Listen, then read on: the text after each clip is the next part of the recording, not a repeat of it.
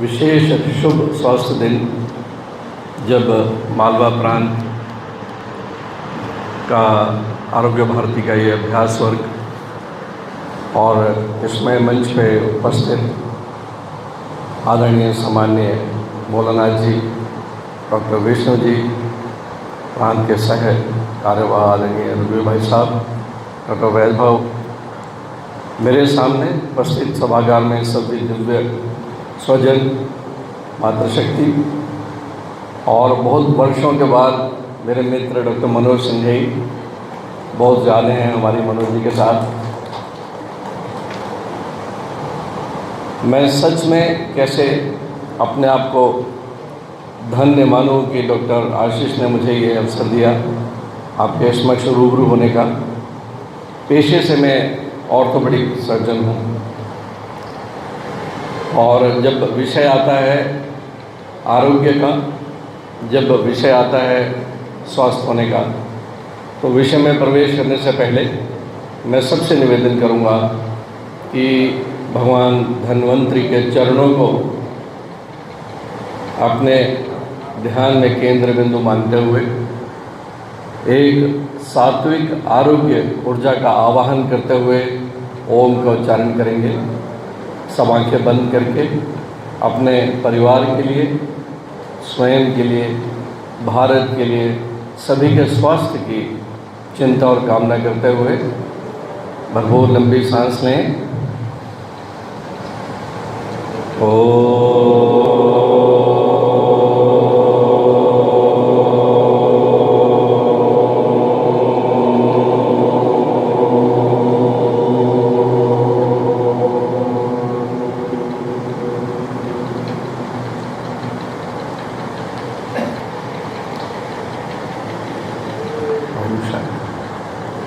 ईमानदारी से बताएं कि कितने लोग रोज़ ओम चैंटिंग करते हैं।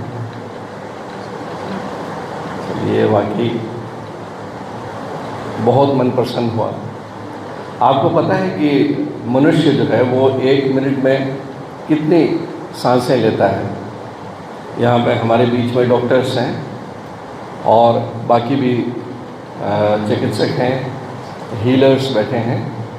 सामान्यतः हम 1 मिनट में 16 से 18 सांसें लेते हैं और हमें ये भी पता है कि एक मनुष्य के पूरे जीवन में सीमित सांसें ईश्वर ने हमको दी हैं। हमारे दिल की धड़कन और हमारी सांसें सीमित हैं।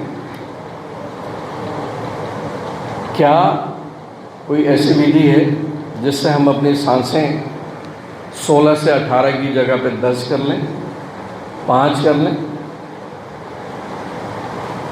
तो श्वास एकमात्र ऐसी प्रकृति की देन है जो वॉलंटरी भी है और इनवॉलंटरी भी है। दिल की धड़कन इनवॉलंटरी है। केवल योगी जो हैं वो अपने दिल की धड़कन को कंट्रोल कर सकते हैं। आम व्यक्ति को साधना करनी पड़ती है। आपके शरीर के भीतर का तापमान, आपके भीतर जो सिक्रीशंस हैं, डाइजेशन है, ये आपके वश में नहीं है। क्या सांसें आपके वश में हैं? यस। केवल श्वास एक ऐसी क्रिया है जो हमारे वश में है भी और नहीं भी। हम सुबह से बैठे हैं, क्या हमने जानबूझ के सांस ली? क्या हमने माइंडफुल ब्रीदिंग की कि चलो थोड़ा देर बैठे और सांसें ले लें? नहीं, आवश्यकता अनुसार आ जा रही है सांस और वही 16 से 18 सांसें चल रही हैं। लेकिन 24 घंटे में 1440 मिनट होते हैं और लगभग 16 के हिसाब से 23,040 श्वास हम लोग एक 24 घंटे में लेते हैं। केवल 108 सांसें, 23,040 सांसों में केवल 108 सांसें अगर हम माइंडफुल ब्रीदिंग, कॉन्शियस ब्रीदिंग बैठ के, आदरणीय भोलानाथ भाई साहब ने बहुत ही सुंदर एक सूत्र दे दिया कि हर घर में एक आरोग्य कक्ष होना चाहिए। मंदिर सबके घर में होता है, आरोग्य कक्ष नहीं है तो अपने मंदिर में सही, लेकिन बैठे जैसे हम 108 माला का जप करते हैं, आपको जब समय मिलता है केवल और केवल 108 सांसें, माइंडफुल ब्रीदिंग, कॉन्शियस ब्रीदिंग, केवल और केवल आपको अपने फेफड़ों की पूरी क्षमता के अनुसार सांस लेनी है। हमारी फेफड़ों की क्षमता होती है 3000 सीसी, 3 लीटर, और अक्सर हम जब श्वास लेते हैं, इसे टाइडल वॉल्यूम कहा जाता है, केवल आधा लीटर आवश्यकता अनुसार, जितना ज़रूरत है उतनी सांस चल रही है। बाकी 2.5 लीटर फेफड़े जो है हमारे अक्सर खाली पड़े रहते हैं। हम जब बैठें, जब माइंडफुल ब्रीदिंग की बात करते हैं, मेरे व्यक्तिगत अनुभव से मैं बता सकता हूं कि हम जब माइंडफुल ब्रीदिंग करते हैं, जब हम बैठ के केवल श्वास लेते हैं और हमारा पूरा अटेंशन अपने श्वास पे होता है, हम केवल और केवल आती हुई सांस, जैसे यौगिक भाषा में पूरक कहते हैं, रोकने को कुंभक और जाती हुई सांस को रेचक कहते हैं, जब पूरा ध्यान हमारा केवल और केवल इस विधि में केंद्रित होता है, यही प्राणायाम कहलाता है। इसकी विवेचना मैं और भी आगे करूँगा, लेकिन केवल छोटी सी प्रक्रिया में अगर आप साथ में इस प्रणव मंत्र का भी उच्चारण करते हैं, तो न्यूयॉर्क में ये महर्षि महेश योगी के समय और तिब्बतियन जो शिष्य हैं, डिसाइपल्स, ये न्यूयॉर्क का एक स्टडी है। टाइम स्क्वायर में लगभग 10,000 लोगों ने मिलकर ओम चैंटिंग करी थी उस समय, और ये न्यूयॉर्क अमेरिका के इतिहास में पहली बार हुआ कि क्राइम रेट में कुछ % तक कमी आई। ये महत्व है ओम चैंटिंग का, हम सब जानते हैं। तो अध्यात्म के विषय में प्रवेश करने से पहले हम सब दिन में कभी भी अपने घरों में ओम चैंटिंग करें और अच्छा उच्चारण करें, क्योंकि ये मंत्र जो है जहाँ जहाँ जाता है वहाँ पे सात्विक ऊर्जा का अपने आप आह्वान होता है। सुखी जीवन किसे कहते हैं? हम सब भगते हैं सुखी जीवन के लिए। जब से होश संभालते हैं, जब से हम जीवन को अपने नियंत्रण में लेते हैं, तो हम केवल सुखी जीवन की कामना करते हैं।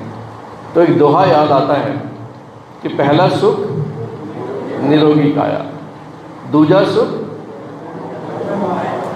घर में हो माया, तीजा सुख गुणवंती नारी, चौथा सुख हो सुत आज्ञाकारी, पांचवा सुख एक घर हो अपना, छठा सुख सिर कोई ऋण ना, कोई लायबिलिटी ना हो, कोई लोन हो ना हो, सातवां सुख हो हितैषी सच्चा, जो हमारा दोस्त हो, हमारे रिश्ते, सातवां सुख हो हितैषी सच्चा, आठवां सुख हो पड़ोसी अच्छा, नौवां सुख उत्तम हो शिक्षा, 10वां सुख सद्गुरु से दीक्षा, 11वां सुख संतोष बसे मन, 12वां सुख जो पावे सोई धन्य हो जीवन।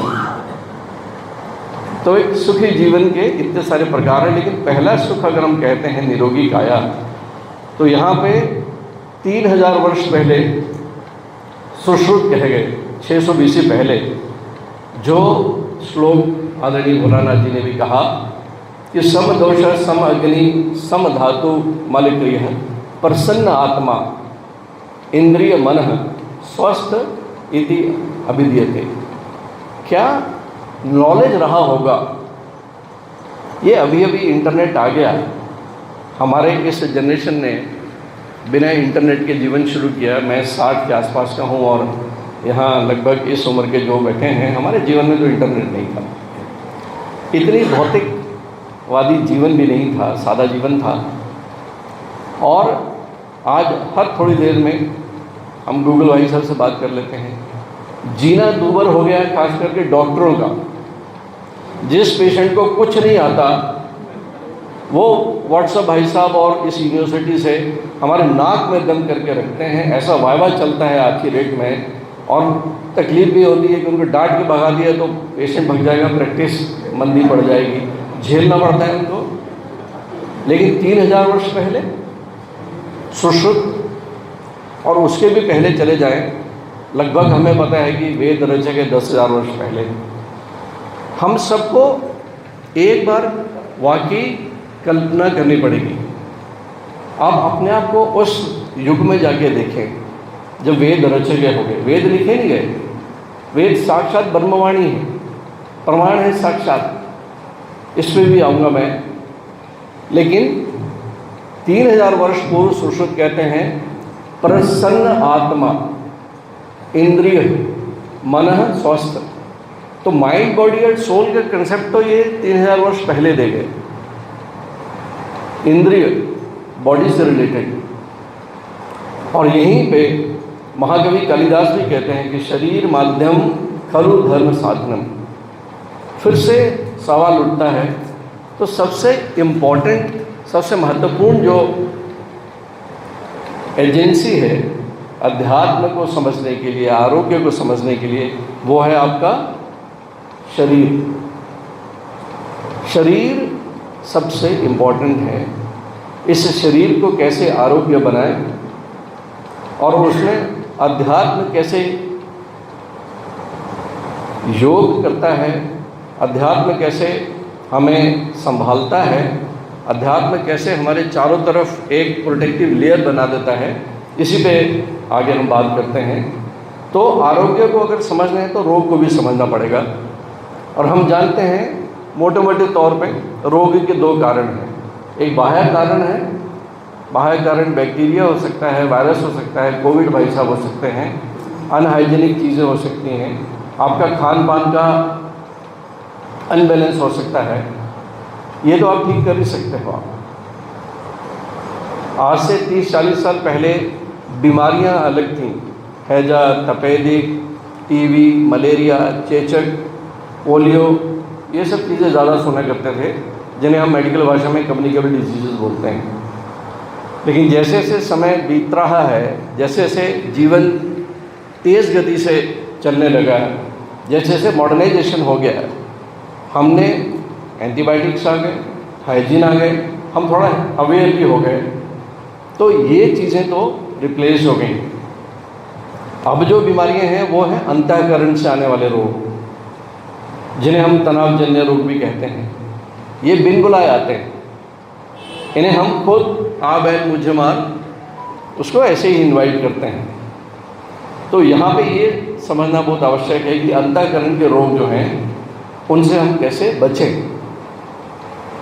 तो एक मिस्टर गुप्ता हैं, बड़े ओहदे पे हैं, बड़ी डिसिप्लिन लाइफ जीते हैं। अपने सुबह उठ के वॉशरूम में जाते हैं तो देखते हैं टूथपेस्ट जो है चिपकी पिचकी है, टूथपेस्ट में कुछ दम नहीं बचा हुआ। वो ब्रश निकालते हैं और पहलवानी करके उसमें से थोड़ी सी टूथपेस्ट निकलती है और वो देखते हैं कि वाइफ ने टूथपेस्ट जो है वो बदली नहीं। बाहर थोड़ा सा खींच के निकलते हैं और अपनी भाग्यवान को बोलते हैं कि भाई वो तुम घर पे रहती हो, ज़रा टूथब्रश तो डाल देना उसमें। ठीक है, वो टूथपेस्ट डाल देना। चले जाते हैं, वॉक करने जाते हैं, वहाँ पे बैठ के कुछ योग प्राणायाम वगैरह वगैरह करते हैं, ऑफिस जाते हैं। अगले दिन फिर जब बाथरूम में जाते हैं तो देखते हैं कि वो पेस्ट जो है वो भी रिप्लेस नहीं हुई। अब वो अच्छी निद्रा के बाद में उठे हैं और जैसे बाथरूम में गए और वो पेस्ट नहीं है, उनका वहीं पे पारा उबल जाता है। दंदना के चीखते हुए जो है अपनी पत्नी को सुबह सुबह मंत्र सुनाते हैं, समझ नहीं आता तुमको, दिन भर घर में बैठी रहती हो तुम, एक छोटा सा काम कहा है और तुम जो है ये हद है। वो बेचारी बोलती है कि नहीं, कुछ कारण बोलती है। एनीवे, ब्रश करके निकलते हैं, सुबह 5 किलोमीटर वॉक करते हैं और उसके बाद रामदेव बाबा का प्राणायाम भी करते हैं और घर में आते हैं। घर में आने के बाद में तैयार होते हैं, किसी कारण लेट हो जाते हैं, ऑफिस जाने को होते हैं। तो बच्ची जो है उनकी 6वीं 7वीं क्लास की, वो बस उसको स्कूल लेके जाती है। वो बेचारी ये उतरने को जाते हैं ऑफिस को तो बच्ची सामने से आती, बोली क्या हुआ? बोले पापा बस छूट गई। फिर उनका पारा धंधन आ जाता है, समझ नहीं आता तुमको जो है जल्दी जाना चाहिए तुमको, अब मेरे को ऑफिस में लेट हो रहा है। एनीवे, उसको लेके स्कूल जाते हैं और वो गाड़ी भी तेज़ चल रही है और रास्ते में सिग्नल लाल है और एक लड़का कट मार के निकलता है। उसको मंत्र सुना देते हैं मनी मन में। धंधन करते हुए जब अपने ऑफिस पहुंचते हैं तो ऑफिस में 5 मिनट लेट पहुंचते हैं, लेकिन दिमाग उनका ख़राब हुआ पड़ा है।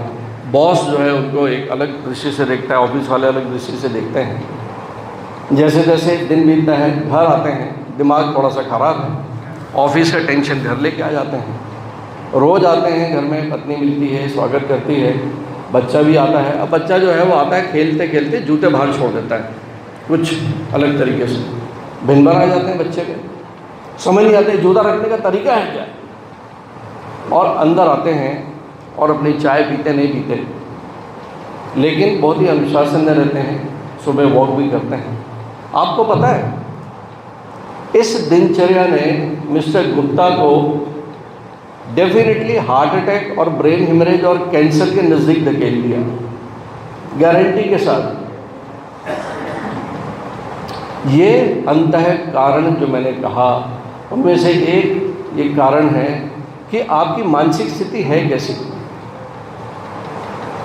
हमारी रोज़मर्रा के जीवन में जो तनावजन्य रोग हैं, आज हम जब प्रैक्टिस करने बैठते हैं, हम पूछते हैं इवन गांव में कि ब्लड प्रेशर तो नहीं है, और जैसे उनको तमगा मिला हो गोल्ड मेडल का, हाँ है ना, अरे तो खुशी की बात थोड़ी है, वो थायराइड भी है और शुगर भी है। ये पहले शहरों में देखने मिलते थे, लेकिन आज जिस तरह से तनाव है और जिस तरह से जीवन चल रहा है, ये आम हो गया रोग। थायराइड, बीपी और शुगर, एक कैंसर और प्रोस्टेट कैंसर और ब्रेस्ट कैंसर की तो मैं आगे आने विषय में जब जाऊंगा तो बात करूंगा। लेकिन मैं यहाँ पे आपको ये कहना चाहूँगा, इस सृष्टि का सबसे सर्वोत्कृष्ट जो ज्ञान है वो है अध्यात्म। सृष्टि के आरंभ में जब आदिम सभ्यता थी, आप कल्पना करके जाएं, जब वाकई सभ्यता का विकास नहीं हुआ होगा, हम सब जंगल में रहते होंगे, जीवन कैसा था। तो मानव जो है वो अपनी बेसिक फिजिकल नीड को ही पूरा करता था। लेकिन मनुष्य एक ऐसी कृति है ईश्वर की 84 लाख योनियों में, जिसका pre frontal cortex extra developed है। तो जिज्ञासावश वो धीरे धीरे बाकी योनियों से अलग हो गया और सभ्यता का विकास हुआ। और उसने इस जिज्ञासावश अपने आराम के लिए, अपने सुख के लिए कुछ ऐसे साधन जो बनाए, धीरे धीरे उसकी बुद्धि का विकास होता गया और बुद्धि के विकास से विज्ञान ने जन्म लिया। और जब विज्ञान ने जन्म लिया तो उसके समाज में भौतिक संपन्नता आने लगी। वो जीवन में उच्च कामनाओं से ग्रस्त अपने जीवन को सुखी बनाने के लिए इस भौतिकवादी संपदा में, इस भौतिक संपत्ति और समृद्धि में ज़्यादा व्यस्त हो गया। लेकिन वो तो साक्षात ईश्वर की कृति है। मॉडर्नाइजेशन हो गई, अपने सुख के उसने कई उपाय कर लिए, कई साधन कर लिए, फिर भी उसको लगा कि नहीं, अभी भी वो मज़ा नहीं आ रहा है। सब कुछ पाने के बाद भी कुछ न कुछ खाली है कहीं पड़ा हुआ। तो चूंकि वो केवल और केवल प्लेजर के, उस सुख के खोज में था वो, तो उसमें से उच्च मानस व्यक्ति वो लगे कि भाई इस भौतिक संपदा से तो काम बनेगा नहीं, पक्का इस संसार में, इस जीवन में कुछ ऐसा तत्व है जिसमें हमको परमानेंट सुख मिलेगा, परमानेंट की अनुभूति। तो उस सभ्य समाज में से कुछ लोग निकल के अलग हुए, जिन्होंने साधना द्वारा, जिन्हें हमने ऋषि कहा, जिन्हें हमने मुनि कहा, जिन्होंने अपने मन पे कंट्रोल किया, जिन्होंने रिसर्च करी और उस तत्व की खोज में लग गए, जिससे उनको के जीवन में सुख शांति का जो उपस्थिति है वो लंबे समय तक बनी रहे। यहाँ पे उनको लगा कि जो दिख रहा है, उस दिखने के पीछे जो स्थूल जगत है, उसके पीछे कुछ तो ऐसी एक पावर है, असार तत्व है जो उसे कंट्रोल करता है। इस संसार को चलाने के लिए कुछ तो ऐसी शक्ति है। उस तत्व की खोज में जो ऋषि मुनि थे वो अपनी साधना से आगे बढ़ते गए। इस तरह से अध्यात्म का विकास हुआ। आज के इस जीवन को अगर देखते हैं तो हमारा जीवन अध्यात्म से भी नहीं चल सकता। कि हम भगवे पहन के और संसार को छोड़ के और हिमालय में चले जाएं। तो आज के सुखी जीवन की अगर कल्पना करते हैं तो अच्छे जीवन के लिए मानव के दो पंख हैं, एक आध्यात्मिक और एक विज्ञान। दोनों का जो समन्वय और संतुलन जो है हमें एक अच्छा जीवन प्रदान कर सकता है, एक आरोग्य जीवन प्रदान कर सकता है, एक सफल एक सुखी जीवन प्रदान कर सकता है। हम आज उसी अध्यात्म की बात करते हैं। यहाँ मैं एक बात आप सबके समक्ष रखना चाहता हूँ। हम सब जानते हैं कि जो इस सृष्टि में जीवित है, जो भी प्राणी जो जीवित हैं उनमें आत्मा है, ऐसा हम सब मानते हैं। हम ये भी मानते हैं कि आत्मा जब निकल जाती है तो जीवन मृत्यु में बदल जाता है। ये सही है, ये बिल्कुल सही है। चाहे मच्छर है, मक्खी है, कीट है, पतंग है, शेर है, हाथी है, वनस्पति है, उन सब में आत्मा है। क्या एक मच्छर की आत्मा और मेरी आत्मा, आपकी आत्मा एक जैसी है? एक जैसी है, इसमें कोई संदेह नहीं होना चाहिए। आत्मा आत्मा है, आत्मा कोई रूप थोड़ी है कि 84 लाख योनियाँ हैं तो 84 लाख प्रकार की आत्मा है। आत्मा एक है। और हम ये भी कहते हैं कि जब प्राण पखेरु उड़ जाते हैं तो जीवन मृत्यु में बदल जाता है। तो आत्मा निकल जाने से भी मृत्यु हो जाती है और प्राण निकल जाने से भी मृत्यु हो जाती है। तो आत्मा और प्राण एक ही है क्या?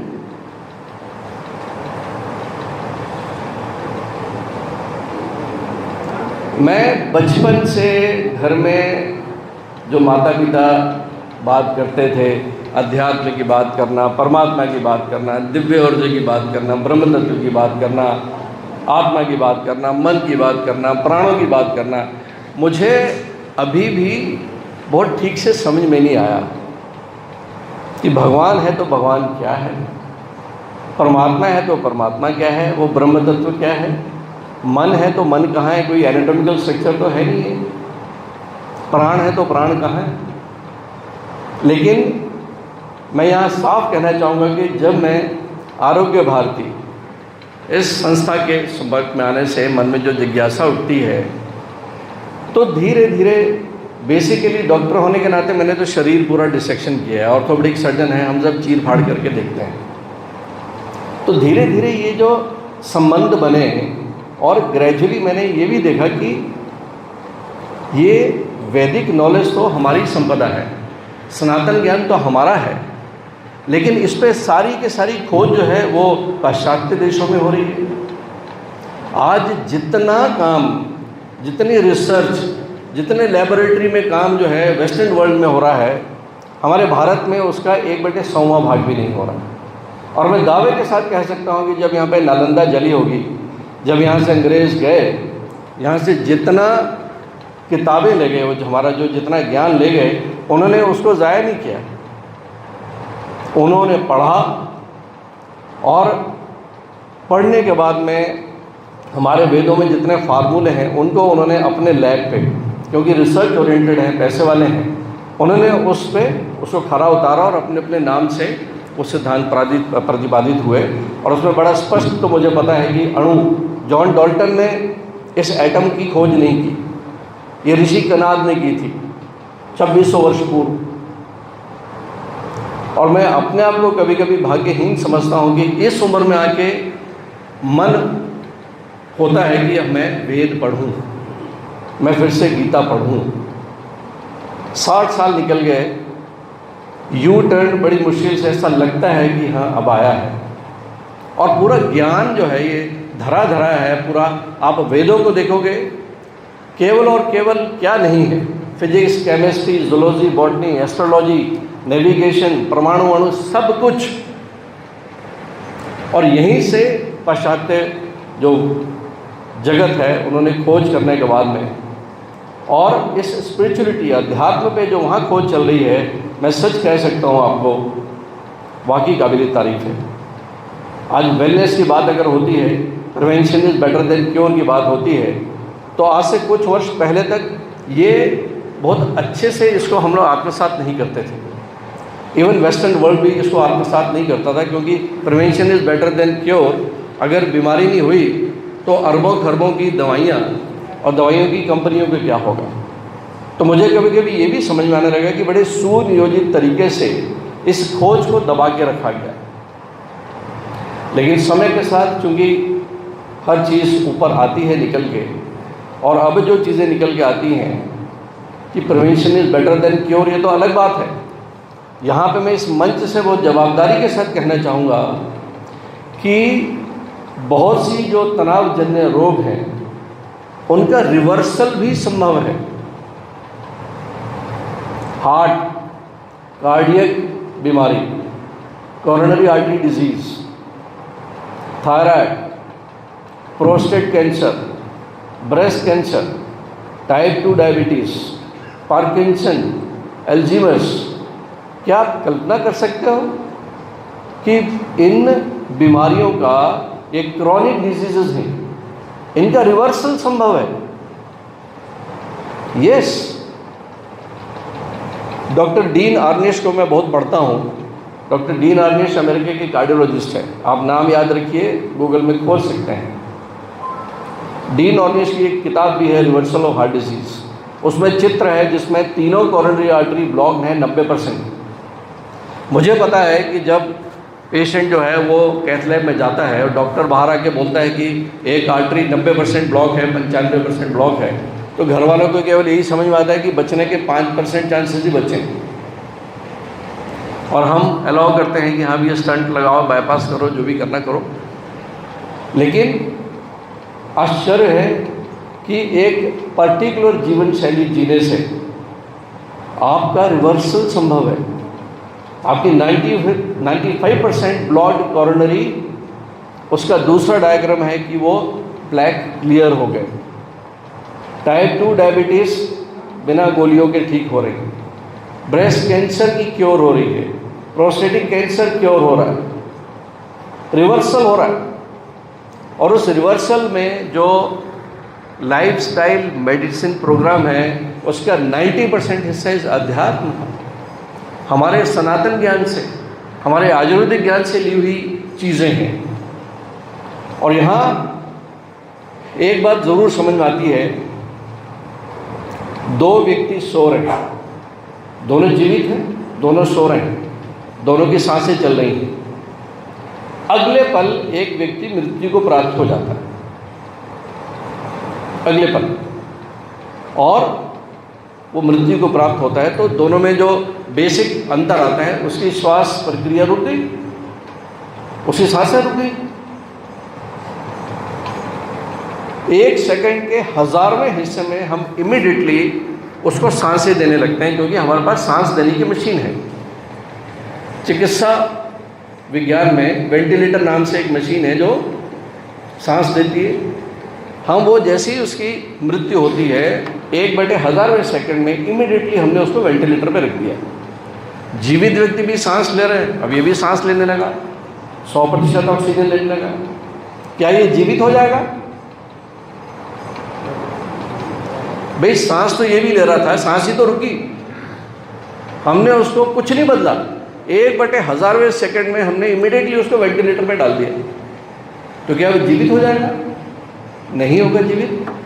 अब ये सोचने की बात है, हम सबके सोचने की बात है कि क्या सांसों के साथ कोई ऐसी चीज़ भी हमारे शरीर में प्रवेश करती है जो हमें जीवित रखती है? हम सब सांस ले रहे हैं और हम जीवित हैं। एक व्यक्ति मर गया, उसकी सांसें बंद हुई, हमने इमीडिएटली उसको वेंटिलेटर पे डाल दिया, लेकिन वो जीवित नहीं हुआ। तो यहाँ पे हम सबको ये आत्मसात करना पड़ेगा कि वाकई सांसों में हम जब श्वास प्रक्रिया में केवल और केवल वायु ही अंदर नहीं ले रहे।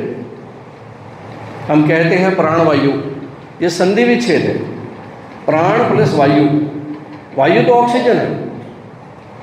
तो इस ऑक्सीजन के साथ साथ में प्राण, ये एक ऐसा वाइटल फोर्स है, ये एक ऐसी ऊर्जा है जो आप सांसों के माध्यम से आपके शरीर में प्रवेश करती है और आपके जीवन को क्रियाशीलता प्रदान करती है। ठीक उसी तरह से जैसे निर्जीव पंखा, जैसे हमने स्विच दबाया विद्युत ऊर्जा का उसकी मशीन में प्रवेश हुआ और वो चलायमान हो गया, उसको गति मिल गई।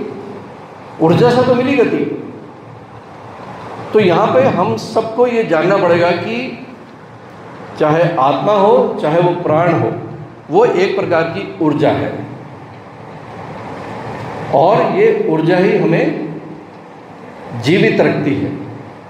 इस ऊर्जा के बारे में अगर हम जानते हैं तो क्या ये ऊर्जा खर्च होने के बाद खत्म हो जाती है क्या? कि इंसान खत्म हुआ, ये ऊर्जा खत्म हो गई? नहीं। तो कृष्ण जी भी कहते हैं और साइंस भी कहती है कि एनर्जी ना पैदा होती है, एनर्जी ना कभी नष्ट होती है, एनर्जी का ना कोई रंग होता है, ना कोई रूप होता है, ना उसे जला सकता है, ना उसे जमा सकते हैं। ये ऊर्जा है एक प्रकार की। और वाकई मैं साइंटिस्ट आइंस्टीन को धन्यवाद देना चाहूँगा, जिसने अध्यात्म और विज्ञान में बहुत बड़ा ब्रिज बनाया। ये कहेगी कि E = mc²। जो साइंस के विद्यार्थी हैं वो अच्छे से जानते होंगे कि E इज़ एनर्जी, M मतलब मास, कोई भी वस्तु, उसको हम जब प्रकाश की दुगनी गति प्रदान करते हैं तो ऊर्जा में तब्दील हो जाती है। और आइंस्टीन कहते हैं कि जो जगत दिख रहा है, ये जो दिख रहा है ये कुछ नहीं है, ये केवल इल्यूजन है, ये कुछ है ही नहीं। केवल और केवल आपकी इंद्रियों में उतनी क्षमता नहीं है कि आप वो पता नहीं कर पा रहे। इट इज़ ऑल एनर्जी, बहुत बड़ा ऊर्जा का भंडार है ये।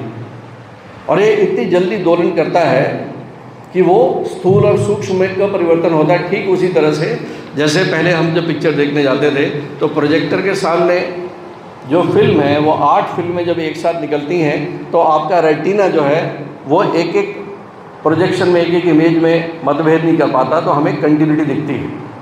हम उस पिक्चर को चलायमान देखते हैं और इतने ज़्यादा उसमें शामिल हो जाते हैं, मशगूल हो जाते हैं कि रोते भी हैं, हंसते भी हैं। ठीक उसी तरह से ये जगत है, ये इल्यूशन, ये मायावी जगत। आइंस्टीन भाई साहब ने बिल्कुल सही कहा। और हर ऊर्जा का एक फ्रिक्वेंसी होती है, हर ऊर्जा की फ्रिक्वेंसी होती है। जैसे टीवी का जो रिमोट होता है उसकी अपनी अलग फ्रिक्वेंसी है, एसी के रिमोट की अलग फ्रिक्वेंसी है। वो ऊर्जा उस फ्रिक्वेंसी में जाती है तो मैनिफेस्टेड होती है। और हमारी इंद्रियां जो हैं अपनी क्षमता के अनुसार जिसको जान पाती हैं वही हमारा ज्ञान बन जाता है। हमारी 5 इंद्रियां हैं, तो बचपन से हम जब पैदा होने के बाद अपना जीवन जीते हैं तो बाह्य जगत के साथ हमारा नाता इन इंद्रियों के सहारे ही होता है। ये 5 दरवाजे हैं, बाह्य जगत का जितना भी नॉलेज जो है हमको अपनी इंद्रियों के सहारे ही मिलता है। तो यही हमारा ज्ञान बन जाता है। अब यहाँ पे सबसे बड़ी विडंबना ये है कि इंसान होने के नाते हम चूँकि अपने आप को बुद्धिमान समझते हैं तो हमारी तार्किक बुद्धि काम करने लगती है। हम जो हमारी इंद्रियों के उस रेंज में है वो हमारा ज्ञान बन जाता है। जो इंद्रियों के परे है हम उस पर भरोसा नहीं करते, जो इंद्रियों के परे है उसे भरोसा नहीं करते। ये मनुष्य की सीमा है, ये उसकी लिमिटेडनेस है। और यहाँ विज्ञान जो है उसको सबूत चाहिए, साइंस को एविडेंस चाहिए, हमें भी एविडेंस चाहिए कि गुरुजी ने कुछ चमत्कार दिखाया तो हमने गुरु मान लिया, और नहीं तो फिर हमारी श्रद्धा नहीं। और यहाँ सबसे बड़ी विडंबना ये है कि अध्यात्म जो है वो हमारी इंद्रियों के परे का ज्ञान है। जो इंद्रियों के बस में है वो तो विज्ञान है, जो अध्यात्म है वो केवल और केवल विश्वास में, उसमें श्रद्धा और विश्वास अगर है तो आप अध्यात्म को समझ सकते हैं। अध्यात्म को समझने के लिए आपको अपने ज्ञान को, सीमित ज्ञान को, लोटे को खाली करना पड़ेगा। अक्सर हम जब बात करते हैं, किसी ने कहना शुरू किया, एक छोटा सा एग्जांपल है, 4 दोस्त मिले, एक दोस्त ने कहना शुरू किया कि यार मैं तो आज वैष्णो देवी गए थे हम परिवार में और वैष्णो देवी से होके आए, और वो कुछ और कहना चाहता है, इसके पहले तीसरा दोस्त शुरू हो जाता है, अरे 2 महीने पहले हम भी गए थे वैष्णो देवी, बड़ा मज़ा आया था, और वैष्णो देवी से फिर हम श्रीनगर भी चले गए।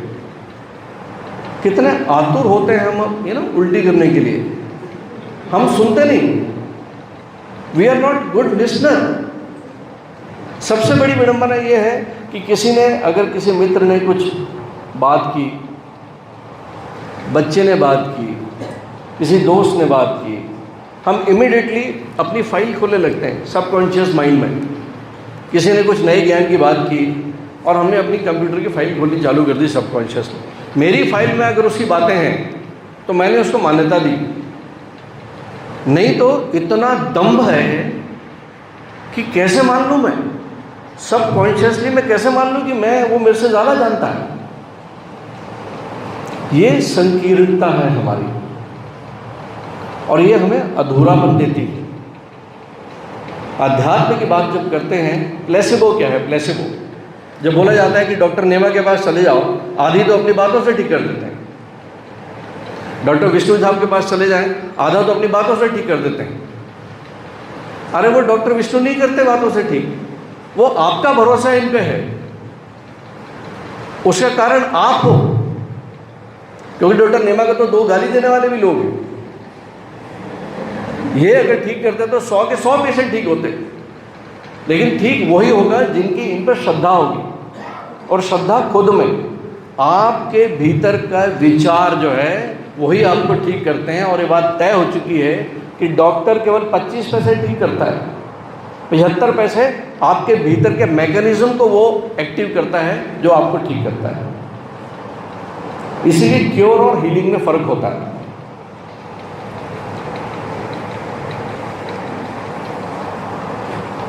यहां हम जब बात करते हैं, नासा कहती है कि पृथ्वी 4.5 बिलियन साल पुरानी है। जब मैंने यहाँ पे कहा आपको कि सब कुछ ऊर्जा से ही बना है, तो हम बात करते हैं कि सृष्टि का निर्माण कैसे हुआ। यहाँ भी मैं आपको एक बार उस कल्पना में ले जाना चाहूँगा कि जब ये पृथ्वी नहीं थी, ये सूर्य नहीं था, ये चंद्रमा नहीं था, ये गैलेक्सी नहीं थी, ये यूनिवर्स नहीं था, तो था क्या? वेदों की बात को एक तरफ रखते हैं, ये तो नासा का डाटा है कि पृथ्वी 4.5 बिलियन, 1 बिलियन में 9 शून्य होते हैं, कि इस पृथ्वी की उम्र 4.5 बिलियन है। तो उसके पहले क्या था? पृथ्वी नहीं थी। नासा कहता है कि सूर्य की उम्र भी 4.5 बिलियन है। उसके पहले क्या था?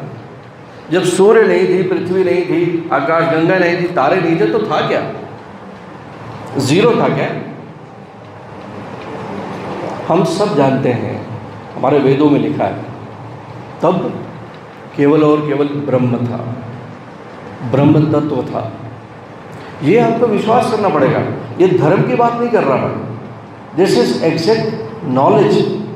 आपको आत्मसात करना पड़ेगा। ये आपको कल्पना में जाके, जैसे आपके पिताजी हैं, पिताजी के पिताजी हैं, उनके पिताजी थे, उनके पिताजी थे, उनके पिताजी थे, राम थे, कृष्ण थे, ऐसे ही इस बात को आपको जानना पड़ेगा कि जब कुछ भी नहीं था तब क्या था? यस, तब केवल और केवल एक ऊर्जा का विशाल भंडार था, एक नाद था, एक प्रणव मंत्र ओम की ध्वनि चलती रहती थी, वो ब्रह्म तत्व था, और उसमें एक संकल्प शक्ति थी। तो इस ओम और उस ब्रह्म शक्ति के मिलन से इस सृष्टि का निर्माण हुआ। अरे यही तो E=mc²। उस ऊर्जा से यह स्थूल सृष्टि बनी ना। जब ऊर्जा से यह स्थूल बन सकता है तो स्थूल से भी तो ऊर्जा बन सकती है। हमको जब जलाया जाता है हम गायब हो जाते हैं छोटी सी ऐश में, बाकी क्या होता है? और ये तो साइंस कह रही है आज की डेट में।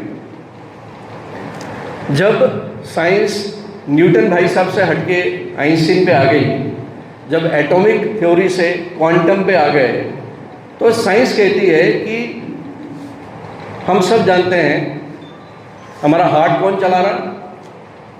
ब्रेन में एक ऑटोनॉमिक नर्वस सिस्टम है, वो काय से मिलकर बना है? टिश्यूज काय से मिलकर बने?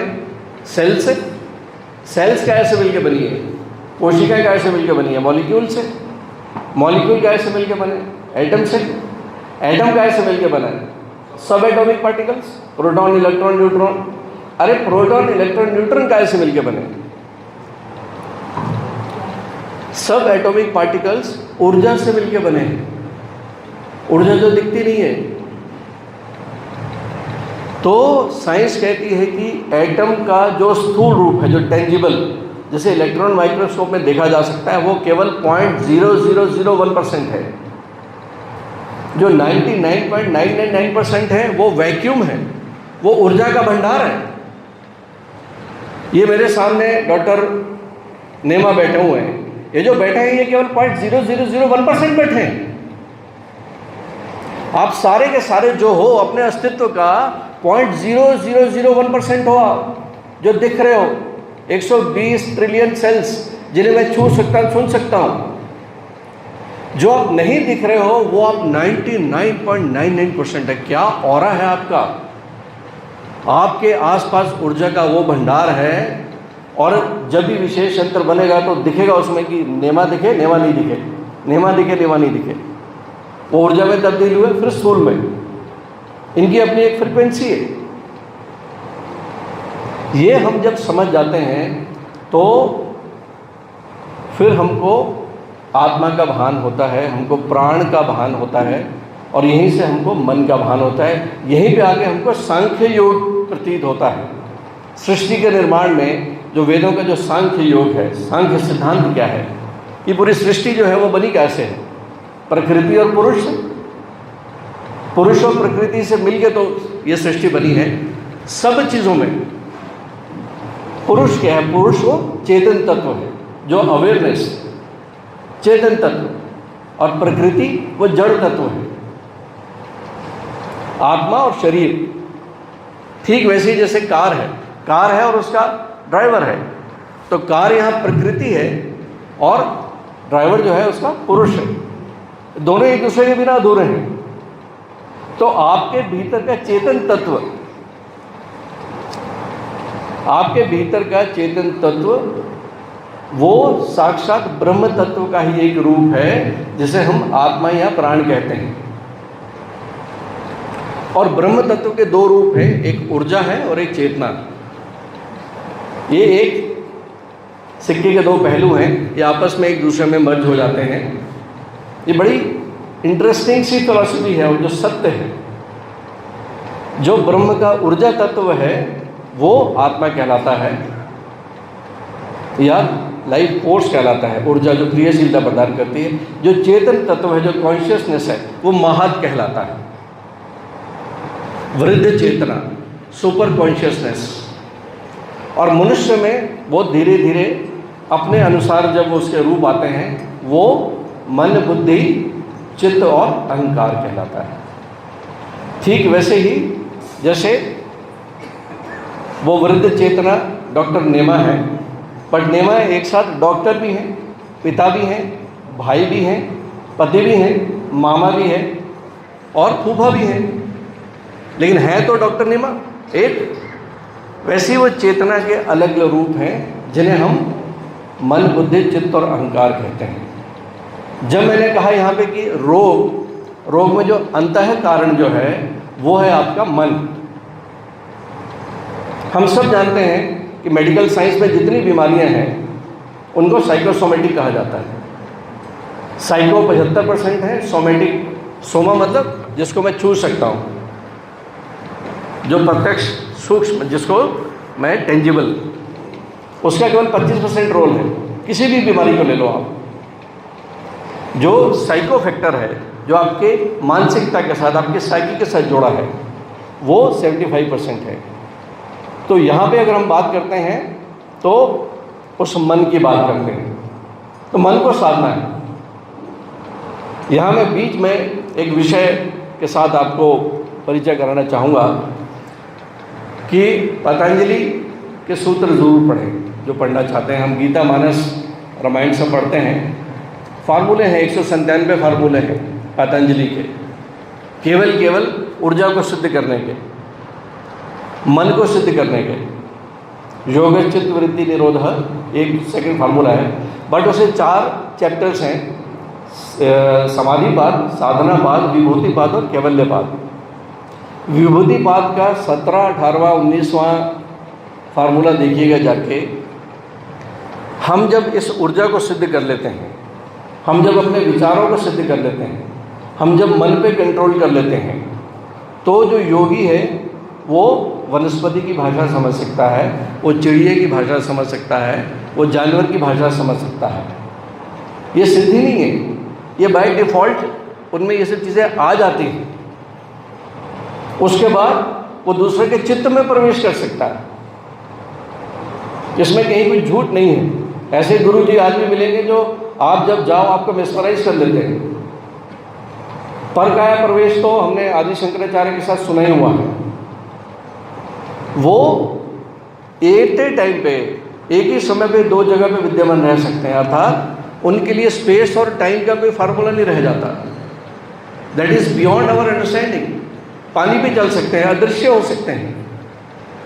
ये पतंजलि के विभूतिपाद में ये चीज़ें लिखी हुई हैं, और हम वहाँ तक तो हमको जाने की आवश्यकता नहीं है, लेकिन हम केवल और केवल अपने मन की वृत्तियों को ही शांत कर लें तो अध्यात्म जो है, इसके जो प्रिंसिपल्स हैं, वो केवल और केवल आपको आपके मन को पकड़ना सिखाते हैं। दुर्गा माता को हम सिंबॉलिकली देखते हैं, शेर पे विराजमान है। तो शेर क्या है? कि मन ही तो है। और हम मन एक एनाटॉमिकल स्ट्रक्चर नहीं है। यहाँ पे सबसे ज़रूरी है मन को समझना, क्योंकि मानसिक रोग है। आज की डेट में अगर मैं बात करता हूँ तो blood pressure, diabetes, insomnia, anxiety, depression, suicide, neck pain, cancer, diabetes, एक भी बीमारी नहीं है जो बैक्टीरिया जनित है। सारी के सारी बीमारियाँ जो हैं आपकी मन से है, और मन को ही समझना अध्यात्म है। अध्यात्म अर्थात आत्मा का अध्ययन। आत्म मतलब मुझे खुद को तो समझना है। अनफॉर्चुनेटली हम क्या समझते हैं, जो मन, बुद्धि, चित्त और अहंकार, ये बहुत लंबा व्याख्यान हो जाएगा, लेकिन जब हम अहंकार की बात करते हैं तो ये ईगो नहीं है। वो अहंकार मतलब अहम आकार। समय के साथ जीवन में मैं जब अपने आप को समझने लगता हूँ, उसे हम अहंकार कहते हैं, ईगो। मैं अपने आप को कितना जानता हूँ।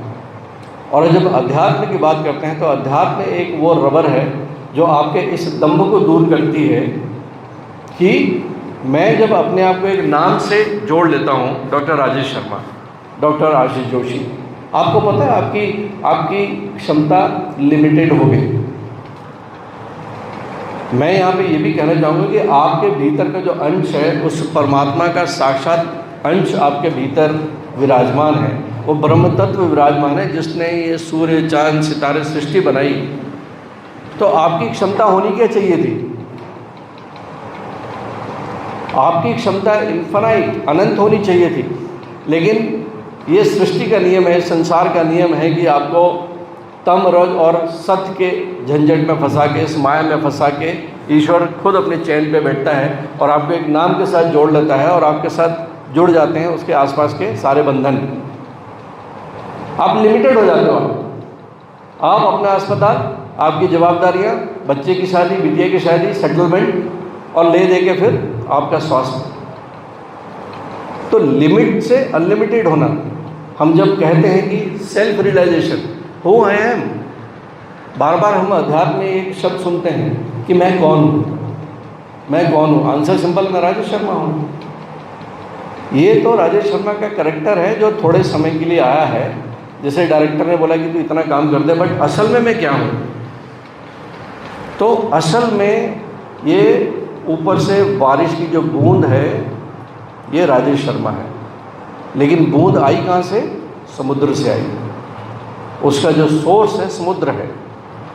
तो जब उस बारिश की बूंद को ज्ञात हो जाता है कि उसका असली आकार वो समुद्र है, वो जब उस तरफ यात्रा प्रारंभ करती है, उसे हम कहते हैं योग। योग जो है हम जब अपने जीवन में अपनाते हैं तो योग का मतलब ही होता है कि जो अष्टांग योग है, यम, नियम, आसन, प्राणायाम, प्रत्याहार, धारणा, ध्यान, समाधि, इसको हम अपने जीवन में जब उतारते हैं तो सच कहता हूँ मैं मित्रों, आपकी क्षमता जो है वो 2 से 4, 4 से 8 होते जाती है। और जब हम अध्यात्म के साथ जुड़ जाते हैं तो जीवन के छोटे मोटे जो कष्ट हैं ये आते ही नहीं, ये आते नहीं। क्यों? क्योंकि वे this will there is a way, जहाँ चाह वहाँ राह। आपके भीतर वो शक्ति आ जाती है कि आपके चारों तरफ एक ऐसा आवरण आ जाता है कि कष्ट आएंगे नहीं आपको, जो हमारे जीवन का मेन मकसद है। यहाँ पे मैं ये बात करूँगा, जो हमारा हार्ट है, हमारा ब्रेन है, इसके बारे में हम मेडिकल वाले तो जानते हैं कि ये एक इलेक्ट्रिकल ऑर्गन है। इसमें से ऊर्जा निकलती है, अभी ऊर्जा की बात चल रही है। इस ऊर्जा को हम जो है कुछ इलेक्ट्रोड द्वारा ग्राफ में उतारते हैं। सबका ईसीजी हुआ होगा कभी ना कभी, डॉक्टर ईसीजी करते हैं। तो ईसीजी क्या है? आपके हार्ट की इलेक्ट्रिकल एक्टिविटी को हम कागज़ में उतार देते हैं, जिसमें एक स्पष्ट वेव पैटर्न आता है, PQRS वेव। ऐसे ही साइंस ने जब तरक्की करी तो उसने ब्रेन का भी एक ग्राफ उतारा, जिसे हम EEG कहते हैं। मैं यहाँ पे ये भी कहना चाहूँगा कि धीरे धीरे साइंस जो है जब तरक्की करती है, मेडिकल साइंस, तो हम केवल और केवल शरीर की एनाटॉमी को ही नहीं देखते। आपने एक्सरे कर लिया, MRI कर लिया, CT कर लिया, इससे शरीर की एनाटॉमी तो दिखती है। बट आज के इस युग में मेडिकल साइंस में functional anatomy, SPECT, functional MRI हमें नहीं ज्ञात, लेकिन मेडिकल साइंस ने इतनी तरक्की कर ली है कि आज अगर इलेक्ट्रोड लगा दें और आपका MRI लिया जाए तो MRI में पता चल जाएगा कि गुस्सा ही, ये आनंद में है, ये कष्ट में है। आपके ब्रेन का वो हिस्सा जो आपको गुस्सा दिला रहा है वो उसमें दिखने लगता है, फंक्शनल MRI। तो जब EEG लिया तो EEG में जो वेव पैटर्न है वो आता है बीटा, अल्फा, थीटा, डेल्टा और गामा। ये बड़ी इंटरेस्टिंग जानकारी है कि अभी हम सबका अगर अभी ब्रेन मैपिंग करें, EEG करें, तो सबका जो है वो जो वेव पैटर्न आएगा वो बीटा वेव पैटर्न आएगा। हम जब कॉन्शियस होते हैं, हम जब अलर्ट होते हैं, हम जब सावधान होते हैं, तो आपके ब्रेन का जो पैटर्न है वो बीटा पैटर्न के नाम से आता है। बीटा मतलब आप जागृत हैं। जब आप ध्यान में हैं, ध्यान से पहले, अब शाम को यहाँ से गए और अपने दोस्तों के साथ बैठे हैं, चाय पी रहे हैं, गज़ल सुन रहे हैं, हम अलर्ट नहीं हैं, तब आपकी मैपिंग करेंगे तो अल्फा पैटर्न आएगा। गज़ल चल रही है, भजन चल रहा है, हमें पता है कि हमें कोई जज नहीं कर रहा है, कोई नंबर नहीं दे रहा है, तो अल्फा वेव पैटर्न आएगा। हम जब ध्यान में बैठेंगे, हम धीरे धीरे अपनी इंद्रियों को शट डाउन करते जाएंगे। मेडिटेशन में थीटा पैटर्न आता है। जो शिक्षक हैं, जो मेडिटेशन में जाते हैं, उनका जब EEG लिया जाता है तो थीटा वेव पैटर्न आता है। और हम जब डीप स्लीप में होते हैं, जब हम सो जाते हैं, जब हमारी इंद्रियों के सारे दरवाजे बंद हैं, आँख बंद है, नाक बंद है, कान बंद है, जीभ में भी स्वाद नहीं, स्किन से कोई सेंसेशन नहीं आ रहा है, सुंदर बिछौना है, हम डीप स्लीप में हैं, कोई स्वप्न नहीं है, तो डेल्टा वेव आती है। और जो पहुँचे हुए संत हैं उनकी गामा है, उनकी बात नहीं करते। तो साइंस ने ये देखा कि शरीर का जो रिपेयर है, आपकी सेल्स का रिपेयर और आपके सेल्स का रीजनरेशन, वो डेल्टा वेव में होता है। आपके ब्रेन से जब डेल्टा वेव निकल रही है तभी आपके शरीर का ग्रोथ हो रहा है, तभी आपके शरीर का रीजनरेशन हो रहा है। आप रोज़ खर्च हो रहे हो। आप उम्र क्या है? 40 साल, 40 साल से एक दिन, 40 साल से 2 दिन, तो आप एक दिन खर्च हो गए। आप जितने रीजनरेट होते हैं, अगर उतने ही रीजनरेट होते तो हमारी उम्र नहीं बढ़ती। तो हमारी उम्र बढ़ रही है, अगर अपनी उम्र के अनुसार ही अगर हमारा क्रोनोलॉजिकल रीजनरेशन है तो ठीक है। 70 साल का आदमी 70 साल जैसे दिखे तो ठीक है, बट 40 साल का आदमी जब 70 साल जैसे दिखने लगता है तो इशू है, जल्दी एजिंग होना। तो डेल्टा वेव की हम जब बात करते हैं तो डेल्टा वेव में रीजनरेशन होती है। इसीलिए जो बेबी होते हैं, बच्चे, वो 24 में से 22 घंटे क्यों सोते हैं? क्यों? क्योंकि उनके शरीर में बहुत तेज़ी के साथ उनका ग्रोथ हो रहा है, उनके हर अंग का ग्रोथ हो रहा है। और सृष्टि ने, ईश्वर ने जो नींद है, ये एक समाधि के रूप में आपको वरदान के रूप में दी है। दिस इज ए ब्लिस, ये समाधि है। समाधि में क्या होता है? कोई थॉट नहीं होता। ध्यान में तो फिर भी थॉट होता है, लेकिन समाधि में कोई विचार नहीं होता। और डीप स्लीप में अगर विचार होगा तो आपको नींद ही नहीं आएगी। तो ये एक unaware bliss, unaware meditation is sleep. आप उस वक्त अवेयर नहीं हो। लेकिन हम योग में जब हम अवेयर होकर ध्यान में बैठते हैं, प्रत्याहार धारणा ध्यान समाधि में जाते हैं जब, तो उस वक्त आपकी चेतनता अवेयर होती है। इसलिए जागृत अवस्था में ध्यान लगाना बहुत मुश्किल होता है, बहुत प्रैक्टिस करनी पड़ती है। मन कहीं रुकता नहीं, उसकी विधि है, देयर इज अ स्टेप। ध्यान के बारे में बहुत सी किंवदंतियाँ भी हैं, बहुत सी अलग अलग धारणाएं हैं। मैंने ये भी देखा है कि लोग घबराते हैं ध्यान से। लोग बोलते हैं बाप रे, ध्यान में बैठने लगो तो ऐसा लगता है बाप रे जल्दी से आँख खोल दो।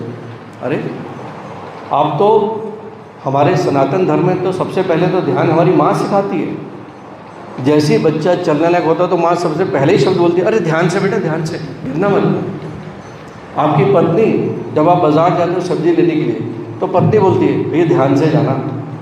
ध्यान तो हमारे घरों में जो है पहला शब्द है जो हमको सिखाया जाता है, हमारे ब्लड में, हमारे डीएनए में ध्यान। तो ध्यान से घबराना क्यों? तो यहाँ हम जब बात करते हैं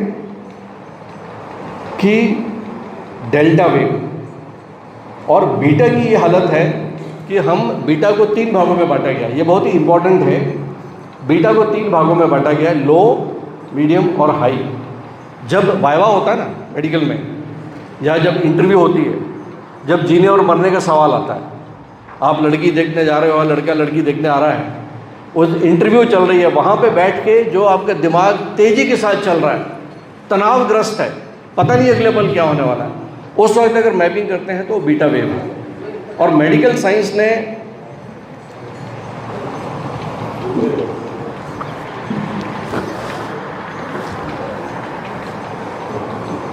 यहाँ एक सत्य और तथ्य समझने लायक है कि मेडिकल साइंस ने जब ये देखा कि जब आप जागरूक अवस्था में हो, जब आपकी बीटा वेव में हो, तो आपके शरीर में जो बीमारियां पैदा करने वाला जो सिस्टम है, जिसे हम मेडिकल साइंस में सिंपैथेटिक सिस्टम कहते हैं, फाइट और फ्लाइट का 2 सिस्टम है हमारे शरीर में, सिंपैथेटिक और पैरासिम्पैथेटिक। सिंपैथेटिक हमारे शरीर में तनाव पैदा करता है और बीमारियों का कारण भी बनता है। तो मेडिकल साइंस ने ये देखा कि जब बीटा वेव है तभी आपके शरीर का जो सिंपैथेटिक सिस्टम है वो ऑन रहता है। अर्थात हम जब जितने ज़्यादा सबकॉन्शियसली मेंटल क्लटर चल रहा है, बैठे बैठे गुणाभाग चल रहा है, हम भूत में, हम भविष्य में, जब हम वर्तमान क्षण में अपने आप को स्थापित नहीं कर रहे, तो ये भरोसा करें कि आपके भीतर बीमारियों का आगमन चल रहा है। टिप्स ऑफ आइसबर्ग थ्योरी 2017 में प्रतिपादित हुई, जिसने ये कहा कि अगर 52 साल के व्यक्ति को अगर हार्ट अटैक हो रहा है तो उसका कारण 52 साल नहीं है, उसका कारण था 20 साल। वो जब 20 साल का था, जब 25 साल का था, उस वक्त इसके सीड्स आ चुके थे उसके जीवन में। इसको हम लोग जो है इंक्यूबेशन पीरियड भी कहते हैं। हम सब जानते हैं कि कोविड के समय पे 10 से 12 दिन का इंक्यूबेशन पीरियड था। अर्थात जब वायरस ने आपके शरीर में प्रवेश किया और उसके बाद बुखार कब आया, मलेरिया ने आपके शरीर में प्रवेश किया तो ठंड लेके बुखार कब आया, इसके बीच की अवधि को इंक्यूबेशन पीरियड कहा जाता है। तो अब साइंस ने ये प्रूव कर लिया है कि आपको heart attack, cancer, diabetes, prostatic cancer, breast cancer, migraine, brain haemorrhage, type 2 diabetes, thyroid, ये सारे के सारे हो रहे हैं। तो उसका कारण जो है, जब आप दूसरे और तीसरे दशक में थे तब आ चुका था आपके शरीर में। आपकी लाइफस्टाइल वैसी थी। इसीलिए अब वेलनेस की बात हम जब करते हैं, prevention is better than cure की बात करते हैं, तो वेलनेस केवल 40 और 45 साल के लोगों के बस की बात नहीं है, आपकी होल लाइफ। और यहाँ पे मैं बात करूँगा कि जब हमारा पुराना जो आश्रम था, हम अपने सनातन की बात करते हैं, तो 100 साल की उम्र को 4 आश्रम में बांटा गया था, है ना। 25-25 साल के 4 आश्रम थे एक ब्रह्मचर्य आश्रम था, एक गृहस्थ आश्रम था, एक वानप्रस्थ आश्रम था, एक संन्यास आश्रम था। लेकिन मैंने व्यक्तिगत जीवन में जब इस चीज़ को सोचा और उतारा तो जनरेशन जो गैप है धीरे धीरे इतनी तेज़ी से चलते इस कलयुग में मैंने देखा कि अब जनरेशन गैप 30 साल का नहीं है। अक्सर जो है हमारे भारत में शादी जो होती है तो 30 साल में जाके व्यक्ति बाप बनता है, तो एक जनरेशन से दूसरी जनरेशन जो गैप है वो 30 साल का मानते हैं हम। लेकिन इस तेज़ी से चलते हुई जीवन धारा में जो 2 जनरेशन के बीच का जो गैप है वो 10 साल का रह गया। 10 साल बड़ा भाई जो है और उससे आने वाला जो छोटा 10 साल का जो भाई है वो तो आर्टिफिशियल इंटेलिजेंस में जी रहा है। जो अभी 10 साल छोटा है वो तो अपने कंप्यूटर में AI लेके पैदा चल रहा है ना, लैपटॉप अपने मोबाइल में। जो बड़ा वाला है जो हमारे जैसा होगा उसे अभी AI के बारे में पता नहीं। तो मैंने देखा कि नहीं, अभी यदि जीवन को देखने का है तो मुझे दशकों में बांटना पड़ेगा। तो मैंने इस पे सोच विचार करके और इसमें अध्यात्म कहाँ काम आता है, तो यहाँ मैं आप सबके साथ प्रार्थना करूँगा कि कल्पना करके अपने जीवन को हम 8 दशकों में बांटते हैं।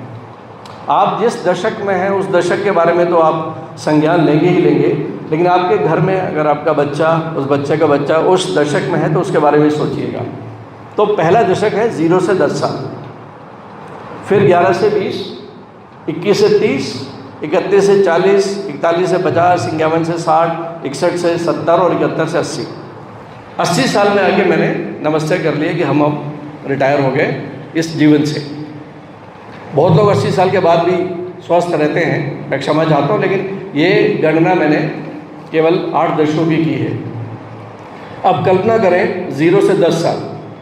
10 साल का बच्चा मोटे तौर पे 5वीं क्लास में है, तो बच्चा पैदा हुआ और 5वीं तक आपका जीवन कैसा था, आपके बच्चों का और उनके बच्चों का जीवन, कि 0 से 10 साल में उसके लिए अध्यात्म की क्या माने हैं।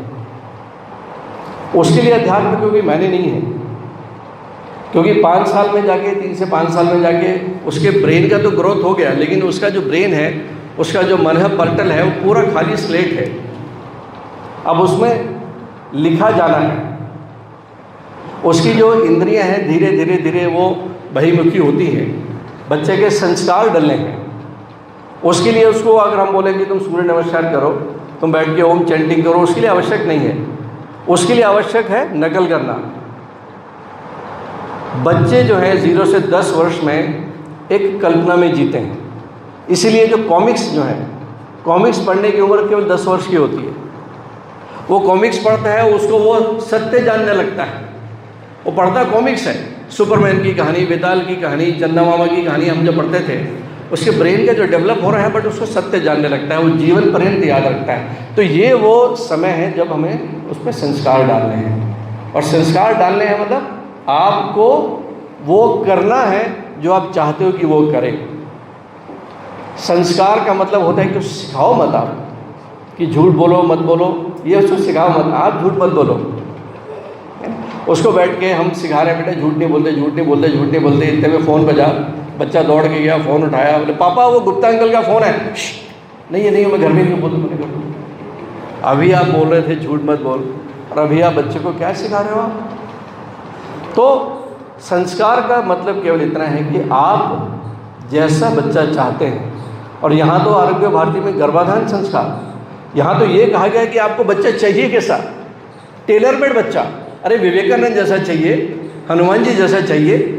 आदरणीय विष्णु भाई साहब कह रहे थे गर्भाधान संस्कार सत्य है। ये आपके घर में आपकी बहू, आपकी बेटी अगर अभी कंसीव करने वाली है तो कृपया करके इस बात को नोट करें कि आप आने वाले बच्चे को डिज़ाइन कर सकते हो। ये बिल्कुल सत्य बात है। तो 0 से 10 वर्ष की उम्र में आपको संस्कार डालने हैं उसमें। आप जो करोगे वो बच्चा बोलेगा, बच्चा करेगा। ये 5th की बात है।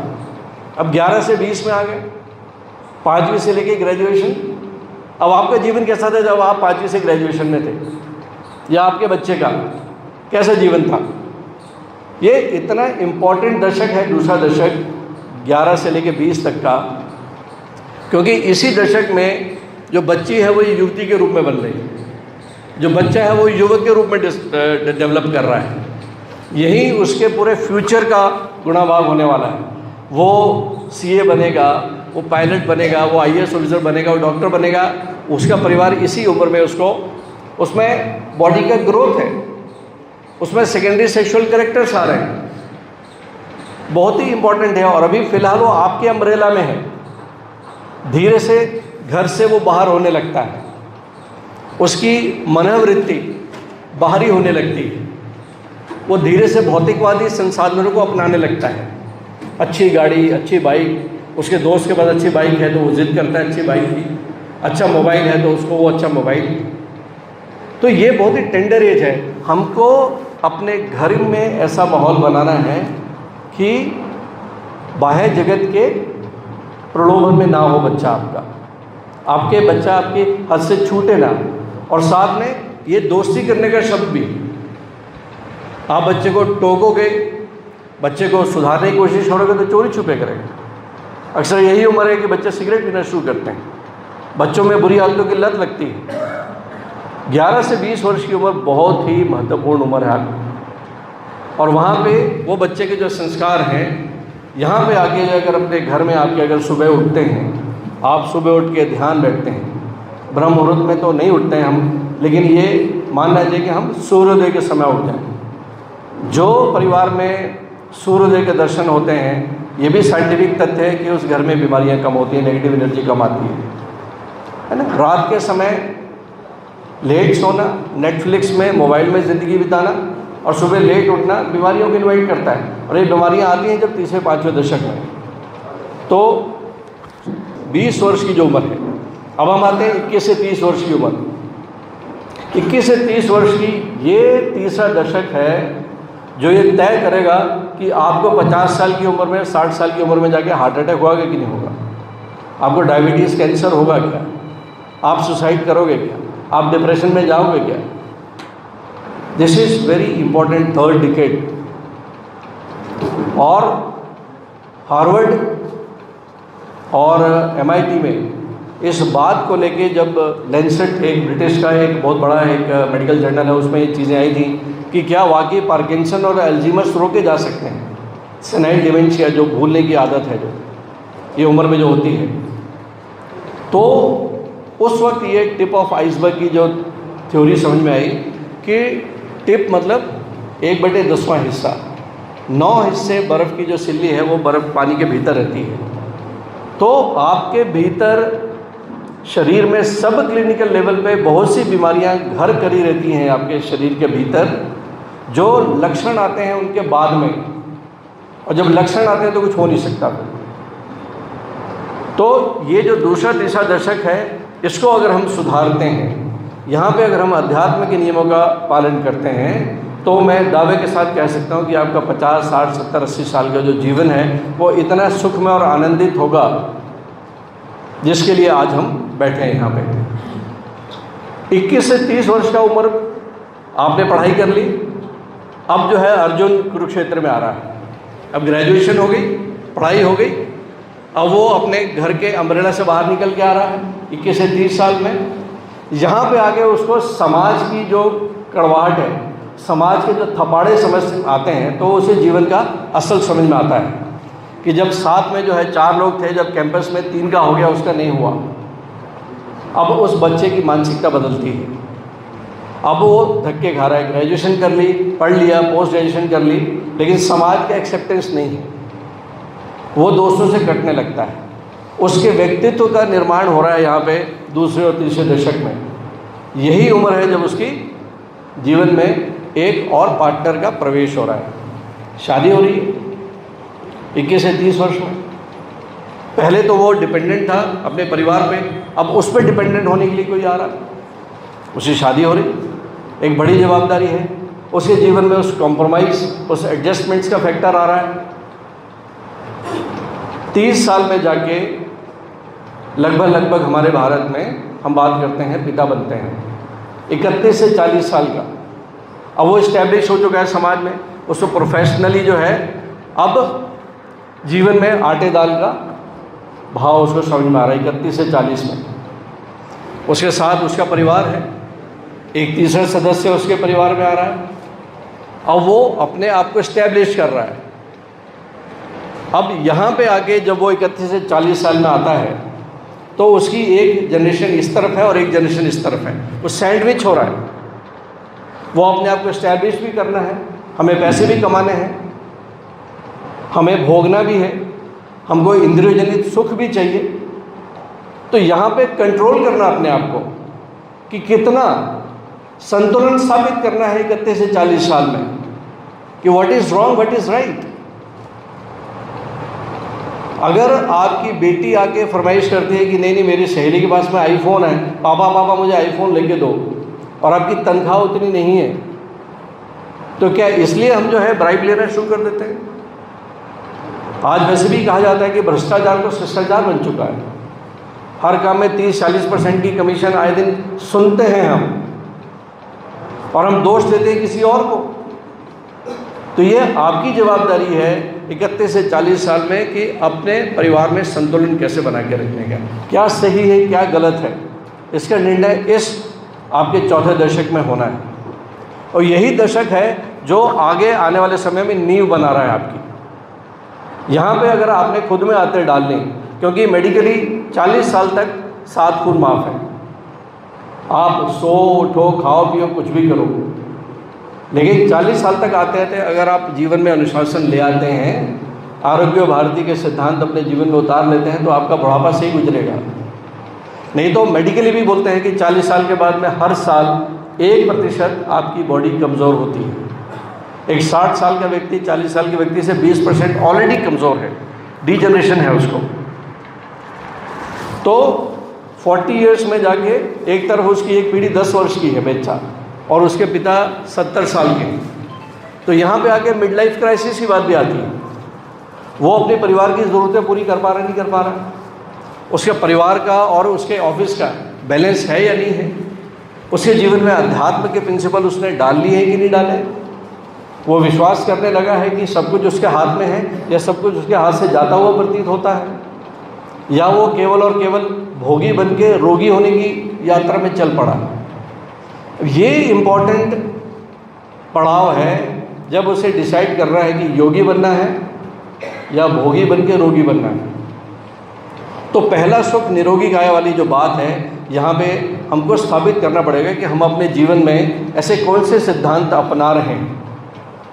तो यहाँ पे जो मैंने रिवर्सल की कहानी बोली, डीन ऑर्निश बहुत बड़े जो डॉक्टर हैं, उनका सिद्धांत है, लाखों की तादाद में उनकी 40 साल की रिसर्च है जिसमें उन्होंने हार्ट अटैक के पेशेंट्स को रिवर्सल किया है, टाइप 2 डायबिटीज़ को रिवर्सल किया, प्रोस्टेट कैंसर को, ब्रेस्ट कैंसर को। वो 4 प्रिंसिपल की बात करते हैं, ईट well, move more, stress less, love more. केवल 4 सिद्धांत। इनके इनोवेशन हम बाद में कर सकते हैं, और आप चाहे तो गूगल में देख सकते हैं। एक किताब है उनकी, अनडू इट। मैं डॉक्टरों को तो बोलूँगा खास करके कि इसको आप अमेज़न से बुलाएं और उसे देखें अपने जीवन में, अनडू इट, कि कैसे इन बीमारियों से रिवर्सल हो रहा है। तो जब निरोगी काया की बात करते हैं तो छोटी छोटी चीज़ें, और उसमें शुद्ध रूप से नॉनवेज और अल्कोहल, इसका बिल्कुल बंद करने की बात कही है उसने। मुझे आश्चर्य है कि अमेरिका जैसी जगह में एनिमल प्रोटीन की उसने सख्त मना किया इस चीज़ को कि आप केवल और केवल आपकी जो डाइट है वो केवल प्लांट फूड पर आधारित हो, सूर्यास्त के आसपास खाएं। हम अक्सर भारतीय खाने में 70% वॉल्यूम में एक्स्ट्रा खा जाते हैं। एक फैक्टर बता रहा हूँ आपको, हम जब खाने बैठते हैं हमें जितनी ज़रूरत है उसका 70% एक्स्ट्रा जो है हम खाते हैं, आवश्यकता नहीं है उसकी। टाइगर केवल एक ऐसा प्राणी है इस पूरे सृष्टि में जो हार्ट अटैक से नहीं मरता। उसका जन्म का और मृत्यु के समय सीरम कोलेस्ट्रॉल एक जैसा होता है। क्यों? क्योंकि टाइगर तब तक शिकार नहीं करता जब तक वो भूखा नहीं होता। भूखा टू द एक्सटेंट कि मर जाएगा। वो केवल उस पलों में जाके शिकार करता है जब उसे बहुत भूख लगती है, और एक बार में 35 से 40 किलो फ्रेश गोश्त खाता है, और उसके बाद 4-5 दिन तक बिल्कुल खाता नहीं। हिरण चाहे गुदगुदी करता रहे, वो मारेगा नहीं उसको। वो केवल वॉक करता है, पानी पीता है, सोता है और अपनी टेरिटरी की रक्षा करता है। केवल ये कि मत खाइए जब तक आपको लगता नहीं कि बाप रे भूख से चूहे उछल रहे हैं। ये कोई फैशन नहीं है जरूरी कि ब्रेकफास्ट, लंच और डिनर करना आवश्यक है। चीटिंग हफ्ते में एक बार कर सकते हो, सोशलाइजिंग है, हम सोशल एनिमल हैं, चलो दोस्तों के साथ एक आध महफिल चलती है, लेकिन कोई आवश्यकता थोड़ी है कि सुबह सुबह परोठे सूख दिए ज़बरदस्ती, डस्टबिन समझ के साले को डालते जाओ। भगवान ने भी वो स्मार्टनेस दी यहाँ पे, केवल इंसान की जीवा में उसने स्वाद की इंद्रियाँ दी हैं। किसी जानवर में स्वाद ग्रंथि नहीं है, वो स्मेल करके अपने भोजन को देख लेते कि सही है गलत। हम लोग जो है 1.5 इंच की जीभ के पीछे दे भगते हैं, कॉन्टिनेंटल खा लो, साले को ग्रीस का खा लो, पास्ता खा लो, ये खा लो, वो खा लो। और नेचुरोपैथी में तो कहा जाता है कि सारी बीमारियां 2 छेदों के बीच में, आपके मुख और आपके मलद्वार के बीच में।